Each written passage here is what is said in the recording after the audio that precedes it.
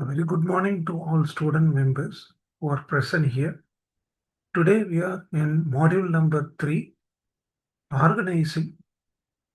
So this is one among the functions of management.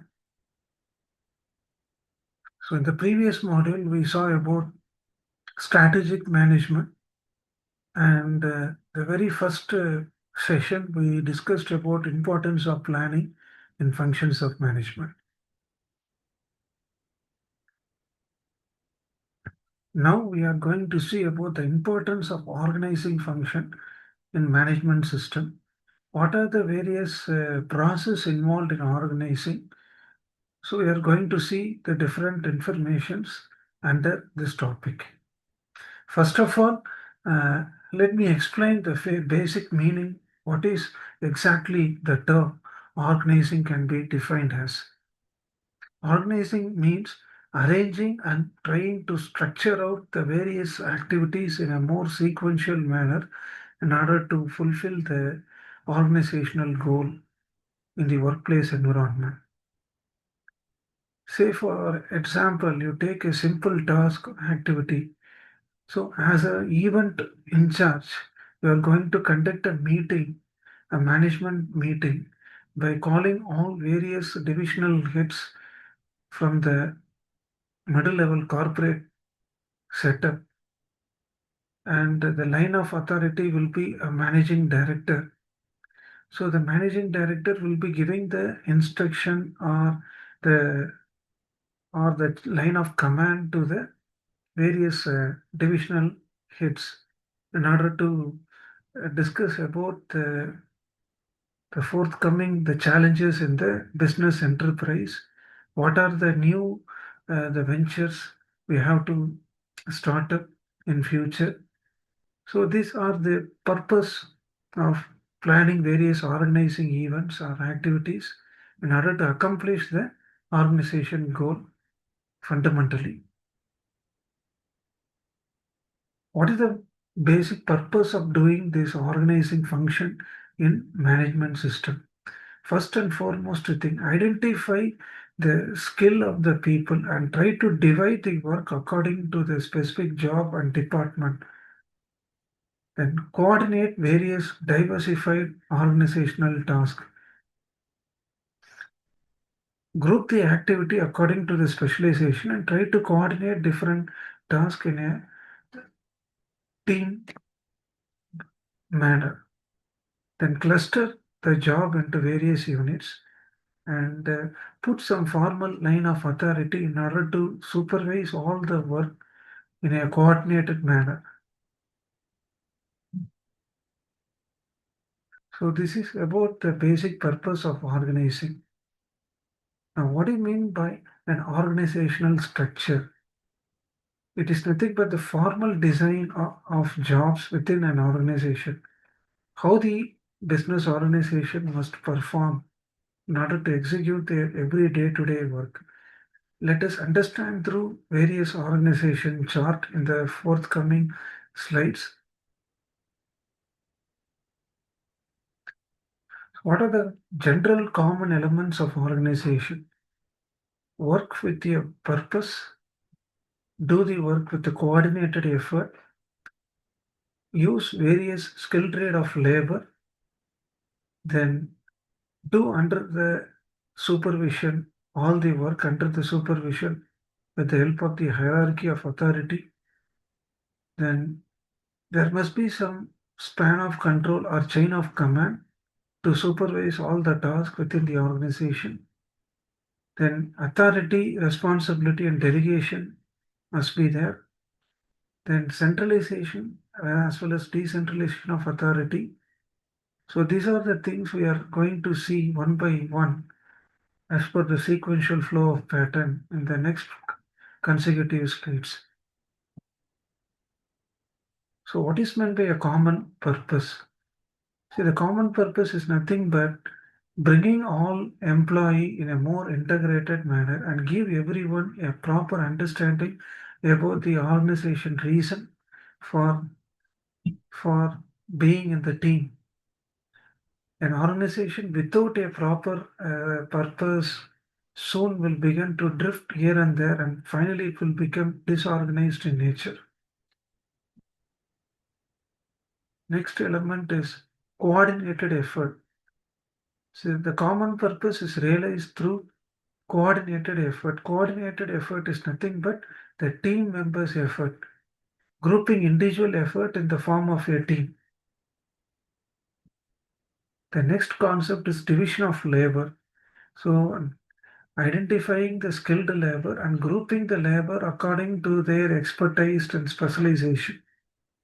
Some may be good in machining, some may be good in assembly operation, some may be good in welding operation. So you have to identify their skill and their area of expertise and accordingly divide the work as per the labor specialization and knowledge.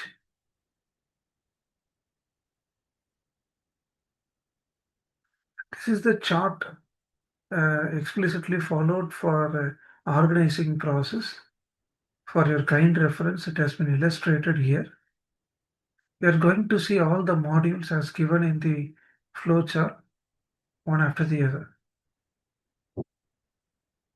First one is job design. So what is meant by a job design? It can be otherwise called as adding different variety of tasks for every individual worker in order to perform their activity in day-to-day working environment. To much deeper, I can say job design is nothing but job specialization.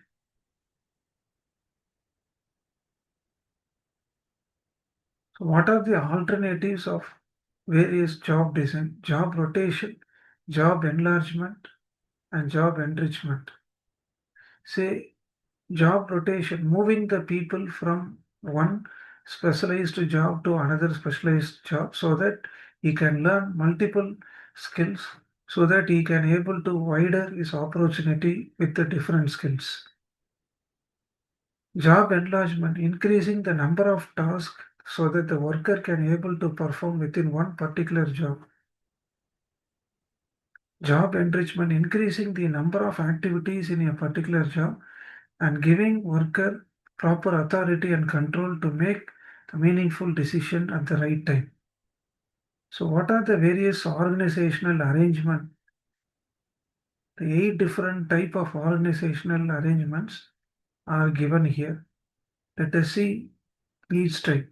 First one is simple structure. You take a small company, a small organization. So it will have only one single authority. Under one single authority, there will be administrative head or assistant. So under the authority, he will be working for the welfare of the organization.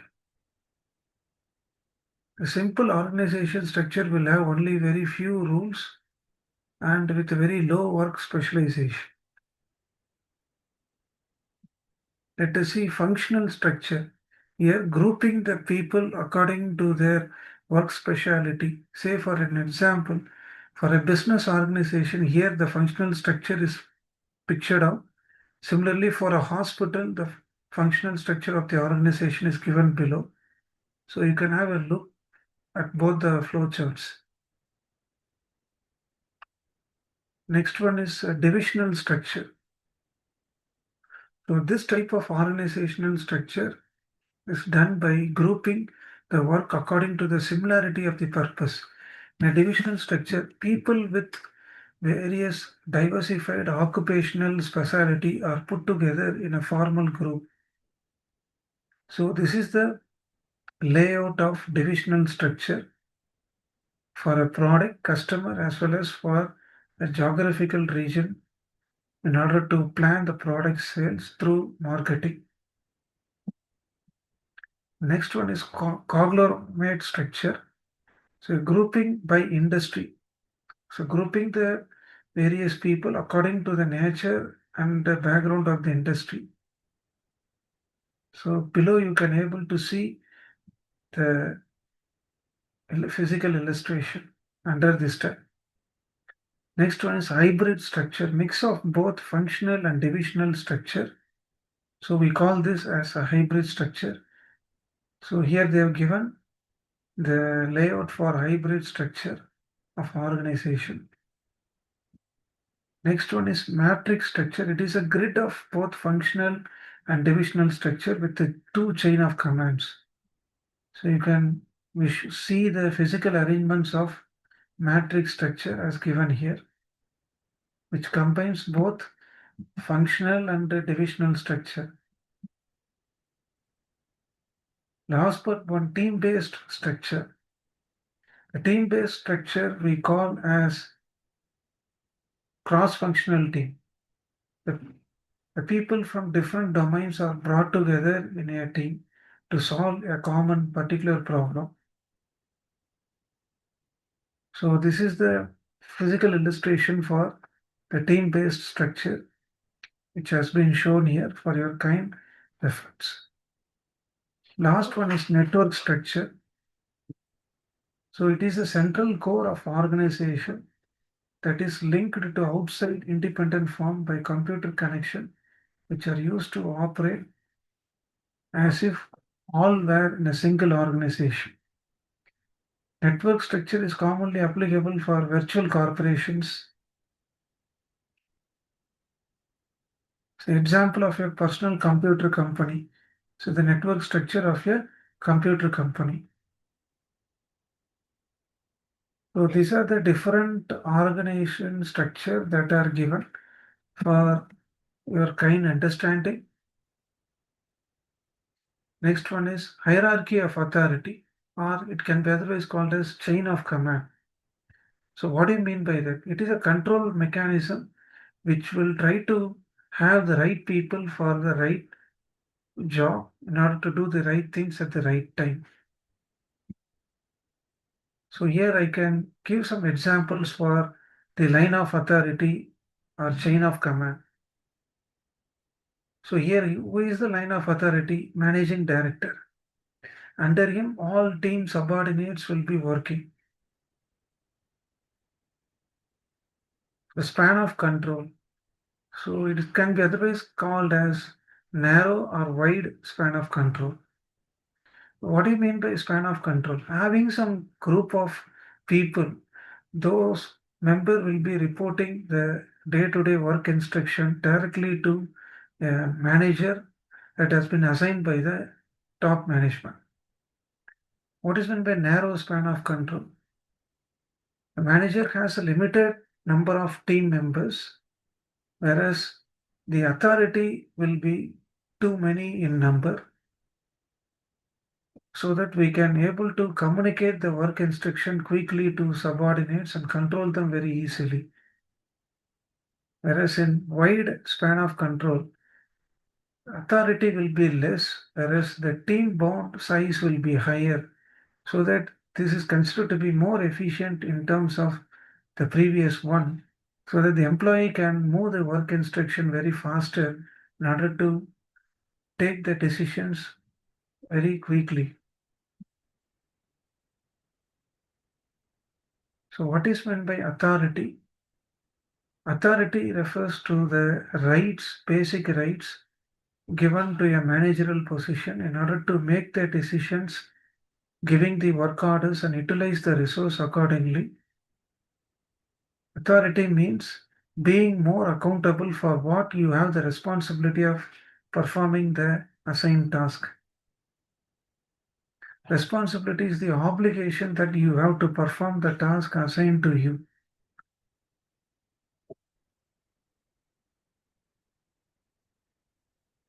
Say, as a car assembly line worker, your responsibility is to monitor whether all uh, the line assembly line activities are carried out within the stipulated time period or not. Next one is delegation of authority. It is the process of assigning the managerial authority and responsibility to various managers and employee who are lower in the hierarchy. See, a manager can able to give away all his responsibility and authority to a subordinate who is very right in the job. Mhm. Sometimes a manager cannot do all the work at a time. So he can have a faithful or loyal subordinate under his supervision or control so that he will free up all his authority, responsibility, and that will be given completely to the subordinate. In the absence of manager, that particular person will act as a manager to guide the team member. So there are different type of the position in delegation of authority, line and staff position.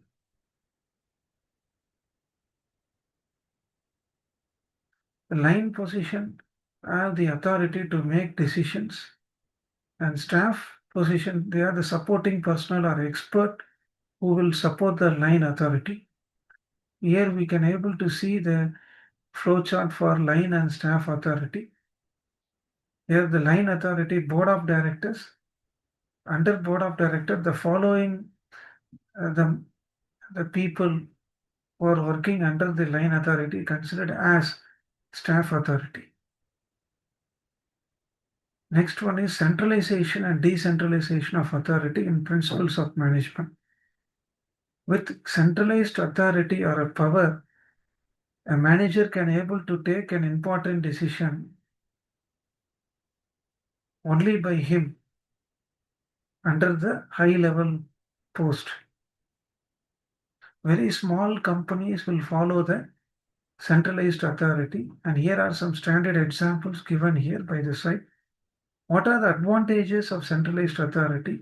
We can reduce the duplication of the work, uniform the procedures so that it will be easy for us to control. Next one, decentralized authority, important decisions made by the middle level and supervisory level managers. Here the power has been entirely delegated through the organization. So individual ownership taken by all the people.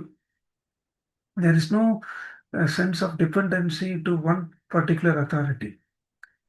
Advantage of decentralized authority, managers are encouraged to solve their own problems rather than to bug the decision to higher level. So this increases the flexibility and efficiency. So with this information, I conclude the topic organizing under principles of management has been fully over. So here in this topic, we saw about the basic importance of organizing function.